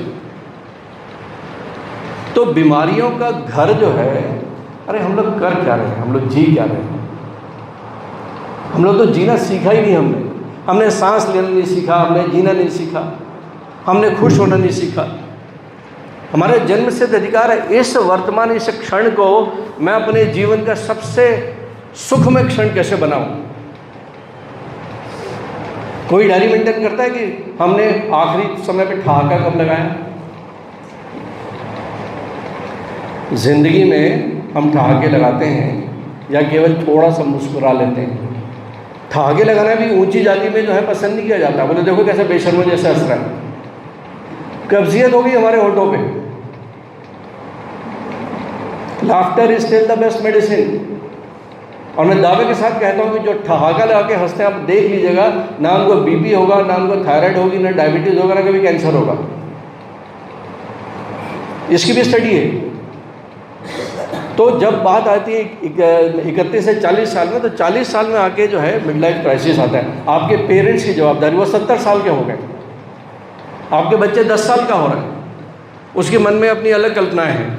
आपके पेरेंट्स की जवाबदारी है, आपके ऊपर इतनी जवाबदारी है, बैक ऑफ माइंड पे इतना कुछ चलता रहता है जो आपके लिए बीमारी के कारण बनता है।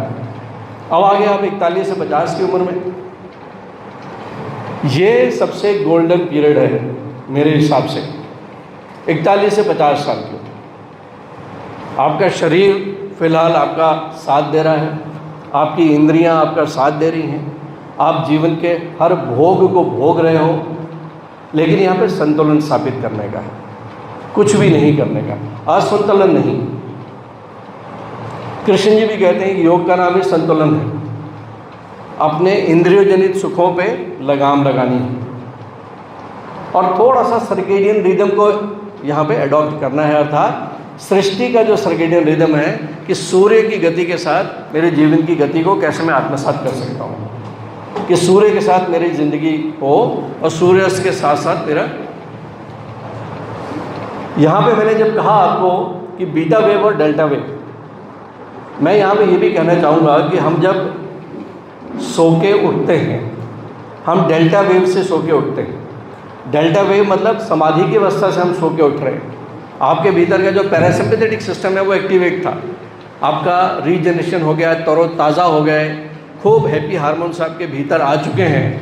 अरे उठ के इमीडिएटली डेल्टा से बीटा पे कूदो मत, कृपया करके उठ के 45 मिनट तक मोबाइल भगवान को दूर रखो। न्यूज़पेपर पढ़ने की आवश्यकता नहीं है। आप डेल्टा वेव से उठो, समाधि से उठो, आप डेल्टा से थीटा पे आओ, अल्फा पे आओ, फिर बीटा पे आओ, क्योंकि फिर 24 घंटे आपको बीटा में ही रहना है। आपको एक चाबुक पकड़नी है जब आप घर से बाहर निकलते हो, फिर कोड़े मारने लगते हो, क्योंकि बीटा एक्टिव है, सिंपैथेटिक एक्टिव है, तनावग्रस्त जीवन है आपका, कोई इनकार नहीं कर सकता इस चीज़ से। तो ये सिद्धांत है वेलनेस का, अध्यात्म का, कि सो के उठ के कर दर्शन करने के बाद में वॉशरूम जाके उसी जगह पे कृपया करके 5 मिनट के लिए बैठिए आँख बंद करके। थिंक पॉजिटिव, ओम का जाप कर सकते हो, आपके गुरु मंत्र का जाप कर सकते हो, थोड़ी सांसों के साथ बने रहें, 5 मिनट, ज़्यादा तो बोल ही नहीं रहा मैं। तो डेल्टा से धीरे से थीटा या अल्फा में आओ, और उसके बाद फिर आप अपने डाइनिंग टेबल पर बैठो जाके। आपको अपना मोबाइल में फॉरवर्ड खेलना है, आपको न्यूज़पेपर में ये बंदर ने थप्पड़ मार दिया, वो उसके साथ भाग गया, वो सब अब दिमाग खराब करना पड़ के वो फिर आप करो बैठ के, वो आपकी जवाबदारी। ऐसे ही सोते समय एक तो सूर्यास्त के आसपास खाना खा लो, और सोने से 4 घंटा पहले खाना खा लो, और तिथि चेंज मत होने दो। जरूरत नहीं है आज 25 तारीख है तो 25 को ही सो जाओ भैया, 26 करने की आवश्यकता नहीं है। और सोते समय बेस्ट है कि कोई किताब पढ़ लो, टीवी देखने की आवश्यकता नहीं। नींद नहीं आ रही तो अपन चलो पलटा रहे हैं, खट खट खट, एक के बाद एक के बाद एक, बार क्या ज़रूरत है? मोबाइल देखने की क्या ज़रूरत है? नहीं है ज़रूरत। आप बीटा से डेल्टा में नहीं जा सकते। 10 मिनट मोबाइल बंद करो। यहाँ मैं कहूँगा कि मैं भी पिछले दिनों किसी के साथ बैठा हुआ था, हमारे एक गुलाब जी हैं, उनके हवाई जहाज चलते हैं, वो बिरला जो बड़े रईस लोग हैं उनको जानते हैं। आज भी वो कहते हैं कि बिरला परिवार जब शाम को आता है तो उनकी माँ जो है उसका हुक्म चलता है मोबाइल उधर रखो, खाते समय नो मोबाइल, खाने के बाद आधे घंटे तक नो मोबाइल। मैंने बोला कमाल है, बिरला वाले यदि बिना मोबाइल के रह सकते हैं तो हम तो, हमारे कोई काम नहीं है जो नहीं रुकेंगे। कुछ चीज़ें, बहुत सुंदर लेसन था आज भोलानाथ जी का, मोबाइल से व्रत लेना, कमाल का आइडिया ही, बीमारियों से बचने का आइडिया है। तो यहाँ पे जो मैं बात कर रहा था, जब हम 51 से 60 साल के हो रहे हैं तो अब जो है आपका T20 के आखिरी ओवर शुरू हो रहे हैं। 51 से 60 साल की जो उम्र है बहुत इंपॉर्टेंट है, छठवां दशक। आप सक्षम हो, धन से भी, मन से भी, अनुभव से भी परिपक्व हो आप। अब उस दृष्टि से ये वानप्रस्थ जीवन है। वानप्रस्थ मतलब वन की ओर प्रस्थान नहीं है। वानप्रस्थ मतलब है कि आपने जो जीवन जिया, जो आपने जीवन के अनुभव लिए हैं, उसे अब समाज को लौटाना है, अपनी उस पीढ़ी को लौटाना है। अगर वो पीढ़ी तैयार है, ज़बरदस्ती थोपना नहीं है। आपके भीतर का आपने बच्चों की अपब्रिंगिंग कैसे करी है? क्या आपके बच्चे आपके साथ बैठ के 2 प्यार की बातें करते हैं, सुनते हैं? ये वो वक्त होता है जब हम समाज को लौटाते हैं। अपने अनुभव प्लस हमने जो कमाया है समाज से, उसका कुछ अंश हम किसी न किसी सेवा में देते हैं। मुझे जानकर बहुत आश्चर्य हुआ जब आशीष जी ने और आदरणीय बाबूलाल जी बैठे हुए थे कि नीमच जो शहर है उसमें बहुत से नागरिक हैं जो किसी न किसी तरीके से किसी न किसी चैरिटी के साथ में लिप्त हैं। मुझे बहुत अच्छा लगा सुन के। बहुत शहर नहीं है, सब अपने आप में मस्त रहते हैं। तो 51 से 60 साल की उम्र है कि हमें समाज को लौटाना है। आपको एक उदाहरण पेश करना है, क्योंकि यही उदाहरण आपके बच्चों पे भी लागू होता है। और यही वो दशक है जब आपके पेरेंट्स आपसे विदा ले रहे हैं। यही वो दशक है जब आपका कोई मित्र किसी बीमारी से ग्रस्त हो रहा है। आपके फ्रेंड सर्कल में ही कई प्रकार की बीमारियां आपको देखने को मिल रही है। हो सकता है स्वतः आप किसी न किसी बीमारी से पीड़ित हो रहे हो। तो 51 से 60 जहाँ पे आप सक्षम भी हो, वहीं पे बहुत बड़ी आपकी, आप लायबल भी हो, आप एक्सपोज्ड हो। आपका व्यक्तित्व किस तरह से है? आध्यात्मिक अगर बात करते हैं, आपने कुछ भी अगर प्रिंसिपल्स एडॉप्ट किए हैं, मैं दावे के साथ कह सकता हूँ कि छोटी छोटी चीज़ें अध्यात्म की जो है केवल आपको ही नहीं, आपके परिवार के लिए भी फलकारी है, आपके समाज के लिए भी फलकारी, आपकी संस्था के लिए भी फलकारी है। और जब हम बात करते हैं 60 से 61 से 70, तो ये जो 61 से 70 है, अब 60 साल में तो हम रिटायर हो गए, जीवन का जो है वो अब ढलाव आ गया। तो मेरी नज़र में ये 61 से 70 साल की जो उम्र है, यहाँ पे हमको अब अंधे, गूंगे और बहरे बन जाना है, क्योंकि अब बुढ़ा रिटायर हो गया। पहले तो 8 घंटे बाहर रहता था, अब वो तो घर पे ही है। अब घर पे बहू भी है, घर में बेटे भी है, और वो सुबह सुबह अपने बिस्तर से उठा, खांसते हुए डाइनिंग टेबल पे बैठ गया, आगे पेपर पढ़ने लगा। और अचानक जो है बहू बेचारी जो है वो किचन में जो है वो दूध उबाल रही है। अब इतने में फ़ोन आता है, वो बेचारी दौड़ के फ़ोन अटेंड करने जाती है, इतने में दूध उबल जाता है। तो इतने में बुजुर्ग भाषा भी उबल जाते हैं। वो पढ़ते पढ़ते, अरे बहुत दिखता नहीं है जो दूध, 2 मिनट रुक के तुम दूध ही उबाल लेते, देखो गिर गया। क्या ज़रूरत है भाई, तुम दूध के साथ साथ में खून क्यों उबाल रहे हो? आपकी इज्जत आपके हाथ में है। आपको क्या लगता है कि आपकी बहू बहुत इज्जत करेगी इससे? यहाँ पे अंधे बन जाओ, मत देखो क्या गिर रहा है, बच्चा क्या फोड़ रहा है, दूध उबल रहा है नहीं उबल रहा है, कोई ज़रूरत नहीं देखने की, बिल्कुल नहीं। और गलती से बहू जो है वो जाते आते जो है आप कमरे के बगल से निकले, वो आपके बेटे को ताना मार रही है, यार बुढ़ा खड़ूस, तो इससे अच्छा तो यार ये सरकार ने भी 60 की जगह 70 साल रखनी चाहिए थी, और उबल गए आप। तो ये पीरियड है जब आपको अपने आप को इंट्रोवर्ट करने का, सुनने की ज़रूरत नहीं है। इसीलिए ईश्वर ने भी जो है इस उम्र में जाके थोड़ा बहरा कर देते हैं। ये नेचुरल मेथड है, ये भगवान का दिया हुआ वरदान है कि 60-70 साल में जाके दिखना कम हो जाता है। अब तो हम कैटरेक्ट करा लेते हैं, नहीं तो ये बाय डिफ़ॉल्ट आप बहरे भी हो रहे हो, आप अंधे भी हो रहे हो आप, और थोड़ा सा सेनाइल डिमेंशिया हो गया, बुदबुदाने भी लगते हो कुछ। क्यों? क्योंकि उनके जीवन को तो देखो आप, जो आपके नीचे आ रहे हैं। तो ये हमें करना है 61 से 70 में।